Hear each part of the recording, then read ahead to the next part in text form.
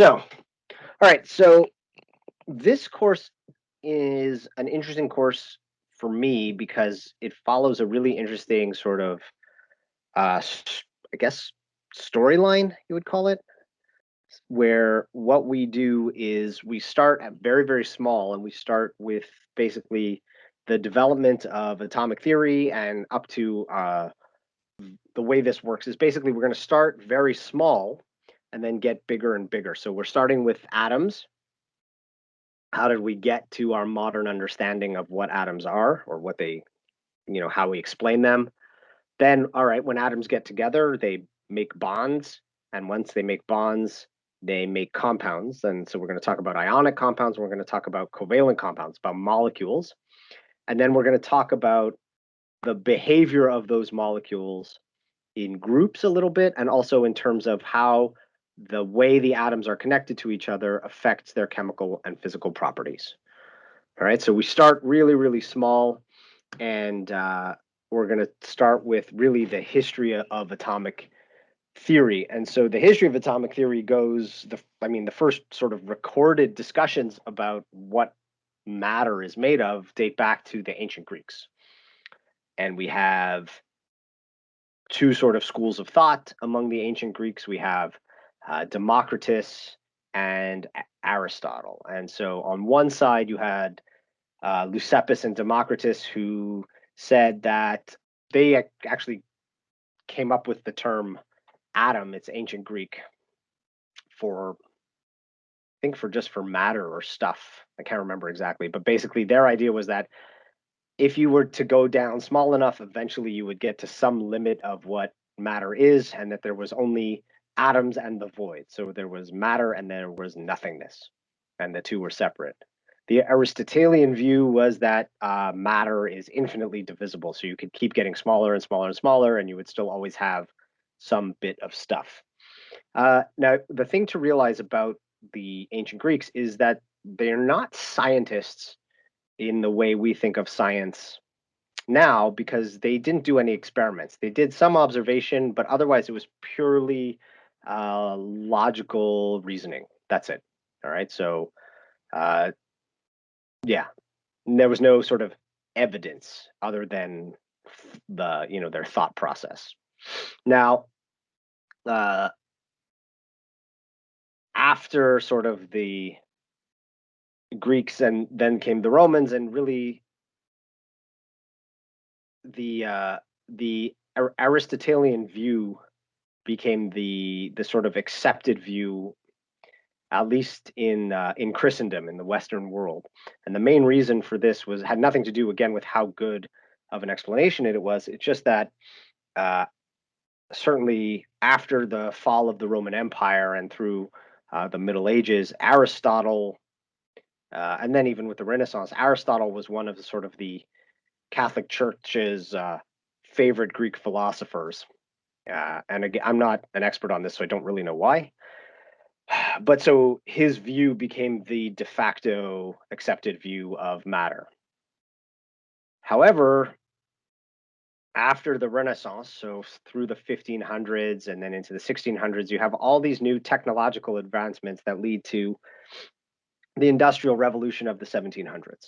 And what happens is you start being able to do things through technology that weren't available before. So technological advances make new kinds of experiments possible. So you could do things like mix two things, and if a gas came out, you could trap the gas and weigh it, or you could weigh things to a more with greater accuracy and precision. Right, so you could measure stuff a lot better. New types of containers made of glass, or even well, mostly glass, to be honest, but even like leather bladders, like leather bags that you could tie shut, catch stuff in and tightly. Those became available. Weighing machines, prisms, the invention of the telescope, which then eventually led to the invention of the microscope, going the other way. I think it went that, or was it the other way around? I never remember. Anyway, you have a lot of technological things that lead to new possible experiments, which then lead to new discoveries. So towards the end of the 1700s, there are three main laws of matter that basically become accepted. So you have the law of conservation of mass, all right? And this is the one that probably most of you are familiar with, all right? And so the law of conservation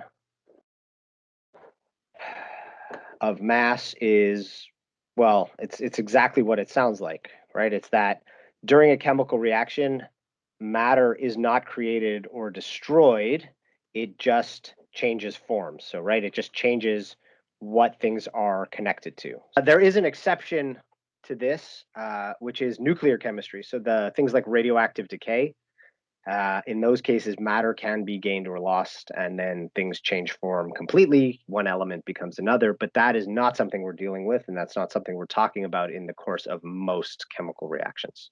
So this was groundbreaking because it doesn't seem obvious, right? If you take something simple like burning a piece of wood, if you're not paying close attention, it certainly seems like matter is lost during that reaction, right? You have a piece of wood, you burn it, and afterwards you have just ash. However, if you take the mass of all of the oxygen that was used, the mass of the wood, and then you weigh the ash, the water, the carbon dioxide that are given out, then they will be equal. So matter is not created or destroyed during a chemical reaction. The law of definite proportions, this is also sometimes called the law of constant composition, which is that when atoms combine to form a compound, when elements combine to form a compound, the nature of that compound is determined by the number and ratio of the elements. And that number and ratio of elements is what makes something what it is. So this isn't the nicest way of writing it. But the idea is this, is that, for example, water has 2 hydrogens and 1 oxygen. And it doesn't matter where that water comes from in the universe. If it has 2 hydrogens and 1 oxygen, it's water and will have the same properties as water from any other part of the universe. All right, so it's not where something comes from, it's what are the ratio of elements, and then it gets a little more complicated in terms of how they're arranged. But the idea is that the number and type of atoms and how they're connected to each other, that's what makes something what it is, all right? So if you take a calcium supplement that comes from the inside of oyster shells or comes from a lab, they're still both calcium carbonate and they're the same, all right? There you go. The other one, the last of these is the law, what's called the law of multiple proportions. And this one is, forgive me, is the idea that atoms, when they combine with each other to form elements, combine in simple whole number ratios, right? So in water, there are 2 hydrogens and 1 oxygen. In carbon dioxide, there's 1 carbon and 2 oxygens. In carbon monoxide, there's 1 carbon and 1 oxygen. There's no, for the most part, there are no fractions. There are these weird metal compounds called non-stoichiometric compounds. Again, not something we super need to worry. Well, not something we're going to worry about at all because they are more of an exception.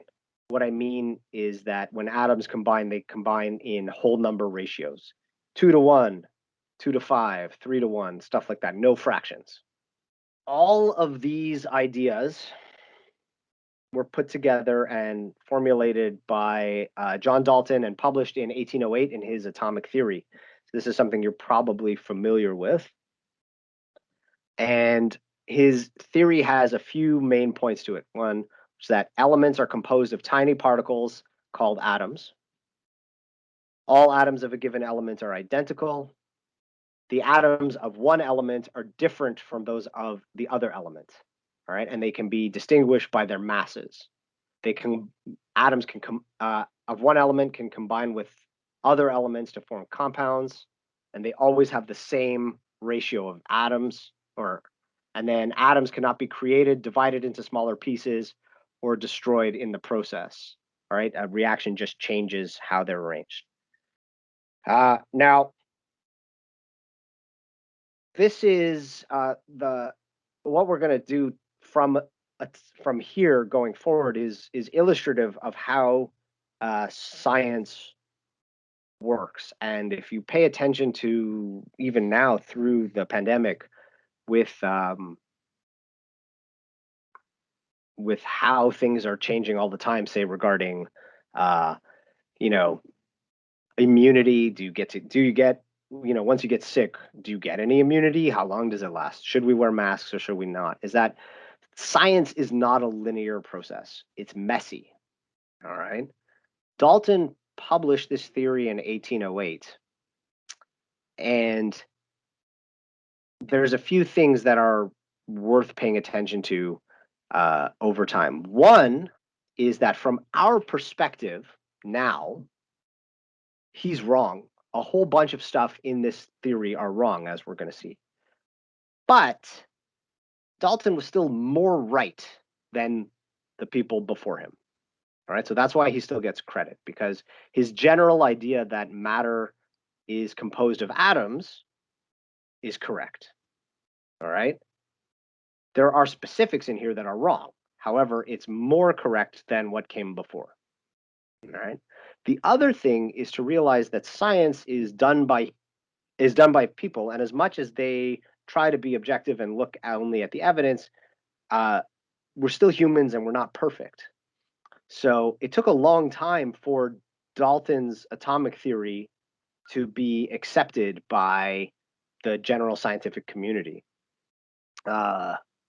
And yeah, I mean, the last serious objector to Dalton's atomic theory, so the last, say, person who was a professional academic, a professional chemist, someone who taught at a university, who objected to atomic theory, died almost 100 years after this was published. Right, so it's not a linear process in terms of, oh, here's a new idea, everybody agrees, boom, we move on from there. All right. And it's also that we don't simply discount someone because they're wrong. The improvements, the way scientific ideas improve are by iteration, step by step. Here's something, oh, it's not quite that, but it's a step in the right direction, and so we'll keep following that. Or here's something that someone proposes, and if it's completely wrong, there's no evidence to support it, then it gets left behind, right? A classic example of this just as a sidebar, is the debate between, and it's biology here, but it's a good one, is between Darwin and Lamarck. So Lamarck, French biologist, believed that it was heredity of developed traits. So his classic example is, a blacksmith who works, at a forge, working with metal all day, is a big muscly guy, and his kid is likely to be a big muscly guy too. And the reason for that is, well, the blacksmith is big and muscly, and over his lifetime, he built up those muscles and passed those on to his kid. So basically, if you do lots of push-ups before you start having kids, your kids will be muscular too, because you will pass that on. Whereas Darwin said, it was these small incremental changes that were built into some mechanism of heredity that he didn't understand. And Darwin had mistakes in his theory, but he was basically right. He didn't even know how it worked, but he was basically right. And so nobody really uses Lamarckian heredity anymore because it's wrong. So even if the specifics of Darwin's theory were not 100% on. All right. So we have basically Dalton's atomic theory, which really the general scientific consensus took 30, 40, maybe even 50 years before people really sort of said, okay, this is, there's enough evidence to really support this. And then again, with any new theory, people try and poke holes in it.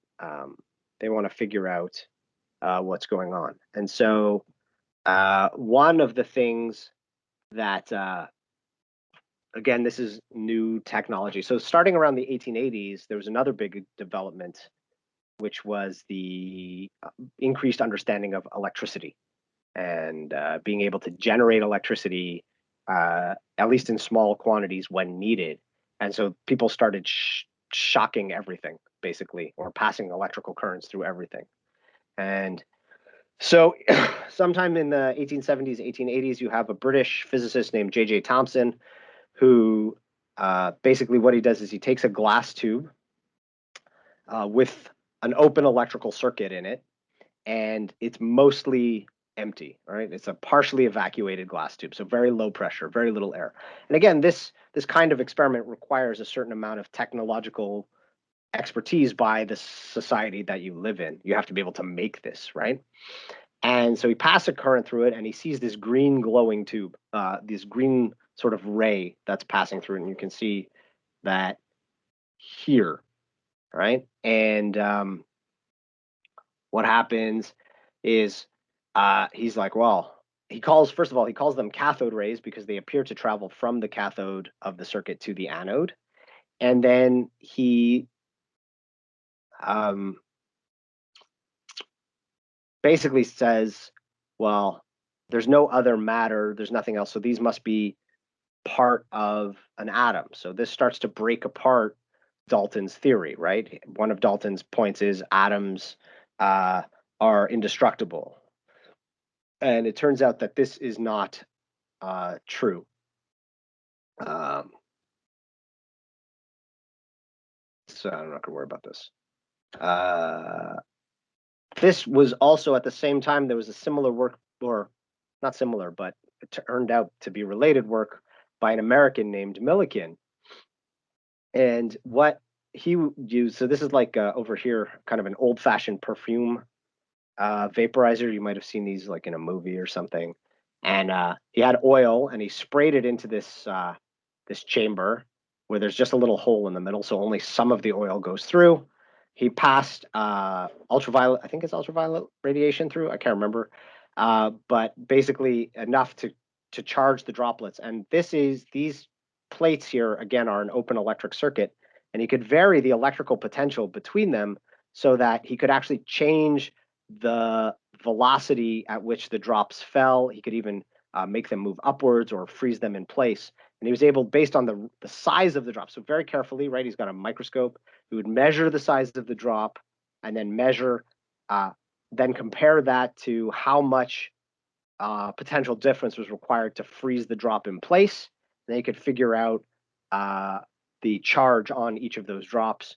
And between this work and Thomson's work, and the specifics of how they did it aren't important for us, just that they were able to figure out the mass to charge ratio on an electron, and then ultimately the mass of an electron. And so they were able to determine that the proposal that came out of this was something that was called the plum pudding model of the atom. Most of you have seen this. I'm presenting this to you in a certain way that has a logical coherence, like bits of experiments that fit together. But the timing of these experiments is completely all over the place. All right. So Millikan's final results on this stuff were only published in like 1909 or something. All right. By which time some of the other experiments that we're going to talk about have already started. So it doesn't happen in this tidy linear format that I'm explaining to you, that I'm showing to you guys. But based on Thomson and the initial work by Millikan, we get the plum pudding model, or if you're not British, chocolate. It looks like a chocolate chip cookie. Basically, that you have these cathode rays that now they become known as electrons, floating in this undefined haze of positive charge, and that all of the mass of the atom is in these electrons. And this causes problems right away, because when we find out the mass of an electron, which is on the order of 10 to the minus 31 kilos per electron, there aren't enough electrons to account for the actual mass of atoms. So this doesn't work.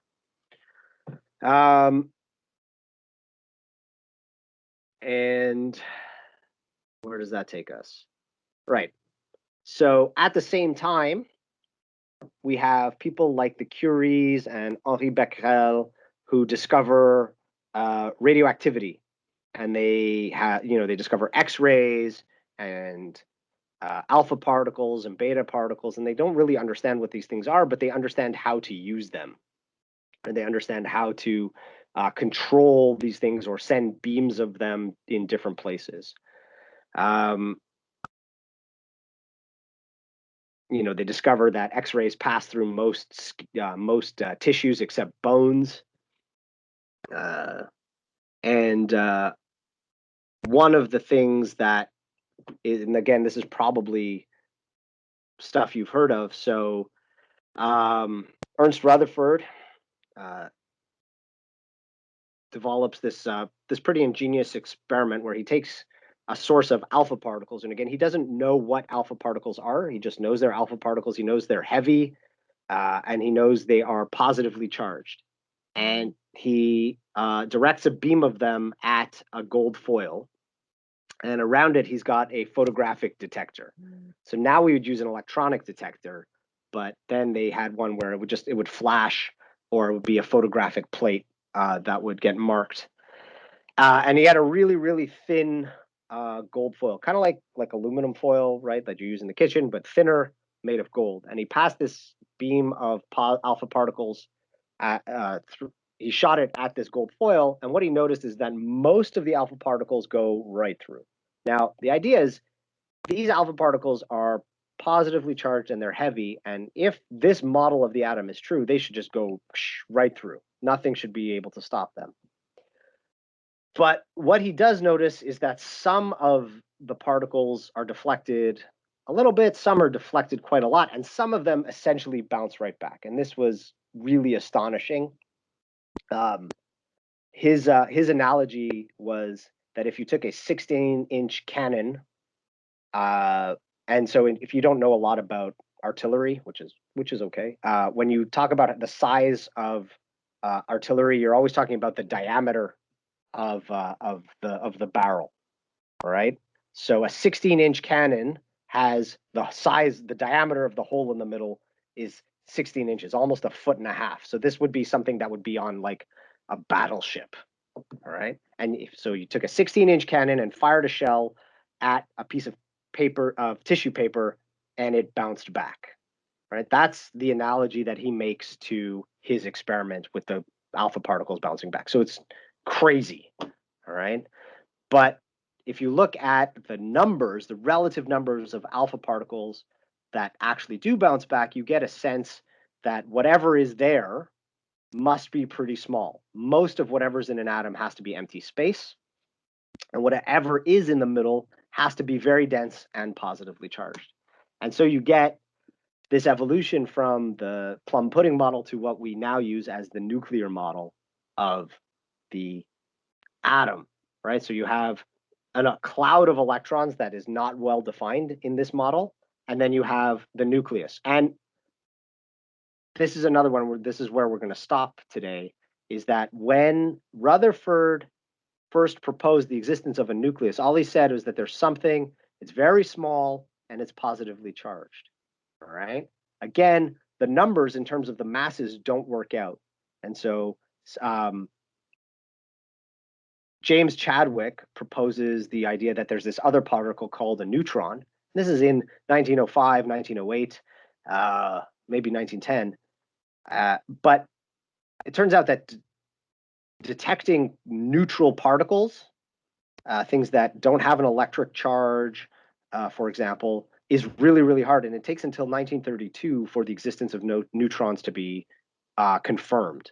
But they're proven, they are designed. So we get this sort of sense where we have an atom with a nucleus which has essentially all of the mass. For practical purposes, it really has all of the mass of the atom, and it's in this tiny, tiny little space in the center. So the approximate diameter of say a hydrogen atom is about 10 to the minus 10 meters. 10 nanometers, but the diameter of the nucleus is on the order of 10 to the minus 14. So that's what, 10,000 times smaller, right? And that's just in one dimension. If you cube it to account for the volumes, this is, I don't know, 10 billion, 1/10 billionth of the volume or something like that. But basically, an atom is almost all empty space, which is uncomfortable. You may know it intellectually, but next time you stub your toe, you'll certainly remember that it doesn't feel that way. And so this gets us to, again, like 1910-ish, where so we have variations on improvements, if you will, or refinements of Dalton's atomic theory. So you have, first of all, atoms can be broken apart. They have other stuff. They have protons, neutrons, and electrons in them. So that's not the same. The other thing is that it turns out that atoms of a given element can actually differ from each other, and the way they do that is by having different numbers of neutrons. So I think we'll talk about that a little bit next class, but it's the number of protons that makes the atom, makes the element what it is, right? So if something has 6 protons, it's carbon, no matter what.